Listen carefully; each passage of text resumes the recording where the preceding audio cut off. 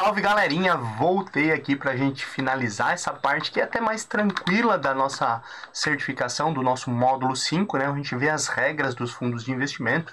Aqui tem aquelas regrinhas do 67%, do 95%, do 80% que te ajudam aí a entender melhor cada tipo de fundo. E agora tem um outro número para ti, 50%, a gente já chega lá, já te explica. Aqui a gente vai falar de fundos de crédito privado. Lembra que nós temos limites por tipo de emissor que cada fundo tem que seguir, né? Nos títulos do governo, o fundo pode aí aplicar 100%, inclusive, em títulos do governo.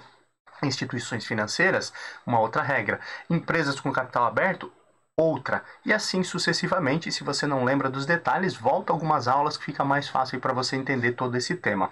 Em geral, os fundos de investimento, todos eles, aplicam em títulos de renda fixa, inclusive títulos públicos federais, mesmo aqueles títulos, aqueles fundos, por exemplo, ali de ações, como a gente viu, ele tem um espaço aí de até 33% que pode aplicar em outros tipos de ativos, certo? Esses ativos, em geral, quando a gente fala de renda fixa, vai ter aí títulos públicos federais, títulos do governo e títulos que não são do governo. Ou seja, se não é do governo, eu estou falando do quê? Crédito privado. Lembra do risco de crédito? Por que risco de crédito? Porque tu está emprestando dinheiro para alguém em troca de lá no futuro ele te devolver esse dinheiro com os juros. Fundo de ação não tem ações, não é essa a realidade, mas os fundos de renda fixa têm isso.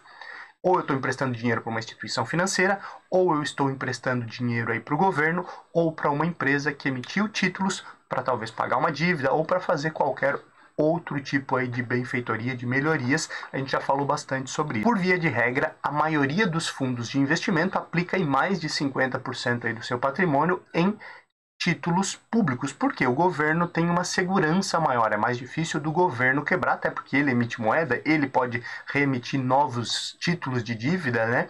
Pegar mais dinheiro emprestado e aí pagar essa dívida e alongar essa dívida, como nós costumamos dizer no mercado financeiro. Então a maioria dos fundos acaba aplicando mais de 50% em títulos do governo.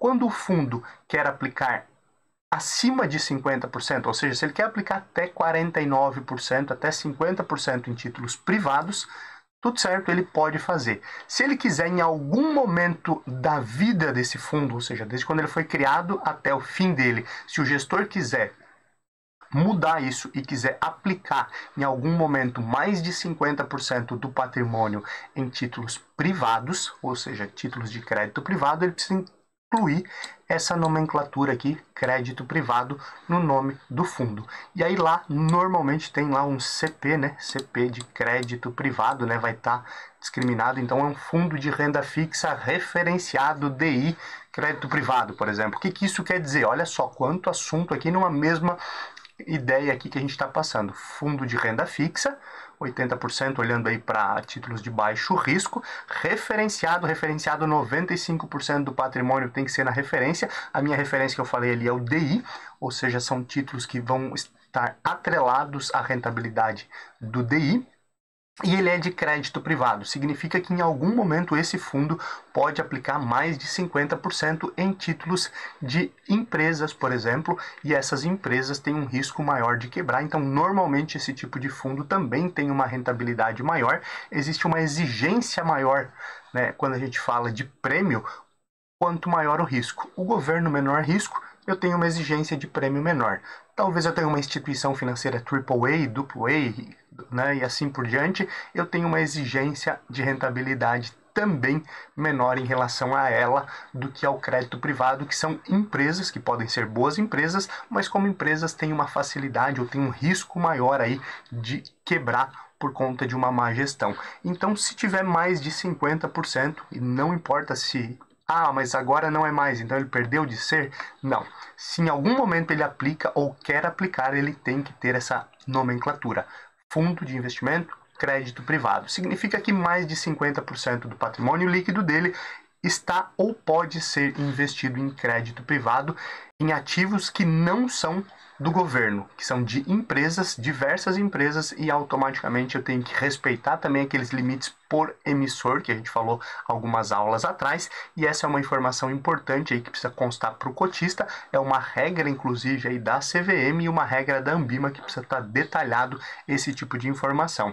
Aqui a ideia central foi te mostrar que o fundo que quer ou que aplica mais de 50% do patrimônio líquido dele em créditos privados, em algum momento ele tem que ter essa caracterização no seu nome. Então, falou em crédito privado na sua prova, você sabe que mais de 50% do patrimônio líquido desse fundo é ou pode estar investido em crédito privado, em títulos privados, e tendo aí menos da metade do seu patrimônio líquido investido em títulos públicos federais. Finalizamos aqui essa parte de regrinhas, né, tipos de fundo e as regras que eles têm que seguir.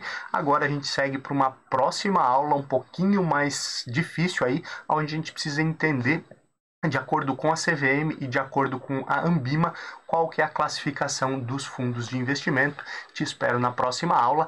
Estamos finalizando o nosso módulo 5, que é um módulo um pouco mais denso, um pouco mais complexo, mas com certeza você sai daqui preparado para a sua prova de certificação CPA 10.